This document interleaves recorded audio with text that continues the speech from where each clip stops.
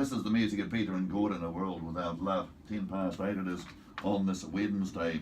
Now, we know about Bevan Gardner and his show in the Regent Theatre tomorrow night, but did you know there's one coming up on Saturday night too at the Mayfair Theatre? Why on earth is it called 1 year, Kelvin Cummings? 1 year. Everything happened for me in 1 year recently. I'm winning the Gold Guitar Awards down in Gore, which was an absolute feat in its own right. And then within a few months after that, going over to Norfolk Island, which I didn't even know even existed, halfway between New Zealand and Australia. What did you study at primary school, can I ask? Was there any geography there, social studies? Well, we have big islands and stuff, and Norfolk Island is one of those small ones. But over there they had the Trans-Tasman Entertainer of the Year competition, where they put the best Australian entertainers versus the New Zealand ones, and winning that as well. So within the scope of that 12 months, I was able to go from a guy who was performing at talent shows to a guy who was writing his own music and performing in front of full auditoriums of people. How difficult is it to write your own music? How is it how difficult to come up with something that's original, that doesn't sound like something else? There's always going to be music which sounds fairly similar. I mean, you talk to the National Party, they'll tell you everything about that. That might be a subject not to discuss at the moment. But in regards to getting the ideas together, it's everybody's got a story, and I had a whole pile of different stories that I wanted to get across to the people. One of the tracks on there, when I went over to Tamworth straight after winning Gold Guitars, one of the students in my class, Jack Martin, ended up dying on Blue Lake, St. Bathans and stuff, in that tragic accident which happened there.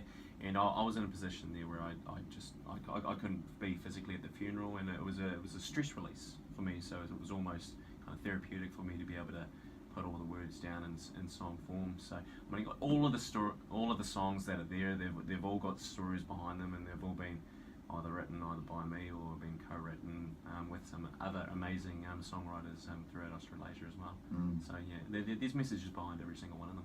What's lying ahead for you, entertainment-wise, over the next 12 months? Sorry, what was that? What's lying ahead for you over the next 12 months? I'm going to be, after this concert here, I am looking to host a whole pile of other ones throughout the country, depending on how successful this one is. I will, about a week or two after this concert, be lucky enough to go back to Norfolk Island. I know where it is now, so I'll find my way back. Yes. And I'll be doing a whole pile of guest spots there, looking at music videos, looking at more songwriting, and just carrying the journey onwards and upwards. The show that you're doing on Saturday nights, generally you have somebody who comes in and organises it for you. You've done it all yourself. A big learning curve? Huge learning curve. Jumping on a stage and singing, there's a lot of things that you have to prepare for there. You know, work on your warm-ups and make sure that you're able to hit all those different notes and think about what you're going to say in between songs. But there was so much more that was involved. Being able to book the venue, being able to make sure that you got all the crew and everything sorted out so that they know exactly when things are happening and when to cue things and when to stop it. The promotions aspect, it's unreal. How, like, not only how much money, but like how many things that you need to tick, and yes, and your posters and your banners and there's just so much that I've picked up from doing this here, and it's been invaluable, and I've loved every moment of it. But there's been definitely less sleep every night pulling the whole thing together. But it's going to be all worth it. You got the Oxo Cubans then?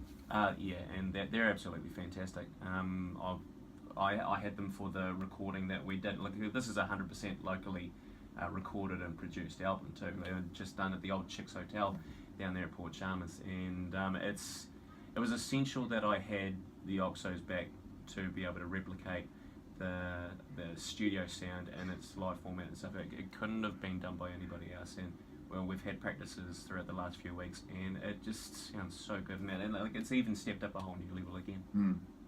We associate the Oxo Cubans generally with just having 3 members, but there's a bit of a bolstering of the numbers. Yeah, we've strengthened them up to a 7-piece this time round. So we've got the standard Craig on bass, we've got Marcel, the old Mother Goose there on drums, and Doug Wright, amazing on keys. They've got James Davey, who's an absolute wizard on the guitar. I've got Mike Rangahika, who's another guitarist of mine, who's done other work for me, who's going to be doing the rhythm. We've got Reed Hudson, who's going to be doing all the banjo-y and dobro stuff, which I've got absolutely no idea, so I'll leave him to that. And got my wife doing the female backing vocals and stuff, so it's nice to be able to share this stage with her. Who's opening for you? I've got Joseph Balfe, who's a finger-picking guitarist, worked with the likes of Tommy Emmanuel, so I mean, he's absolutely fantastic, 12th in the world currently in regards to finger-picking guitarist, so he's kind of that classical jazz type musician. Okay. So it's going to be a big show. How long does it run? What's the duration of it? 7:30 kick-off on Saturday and goes to, well, it's probably only going to be about a 2-hour show and stuff, but it's going to be enough. There's lots of opportunities there for people to be able to pick up the CD and intermission and afterwards as well, and obviously a juice or two maybe. A nice refreshing cup of tea. By the way, Yes. this is an interesting a question for you. If you have do you have milk with your tea? No, I'm straight dark, no sugar or anything like that. Something that's going to wake the dead.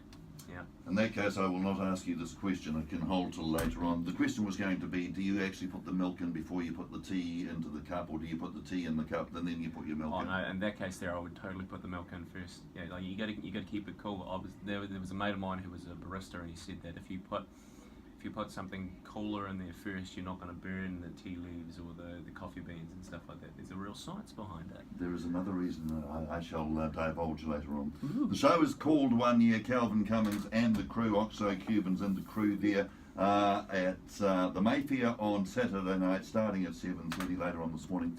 I'll give you the opportunity to pick up a double pass to go along, or one or two of them. Now tell me. Yep. The CD is called 1 Year. Tell me about the track 1 Year.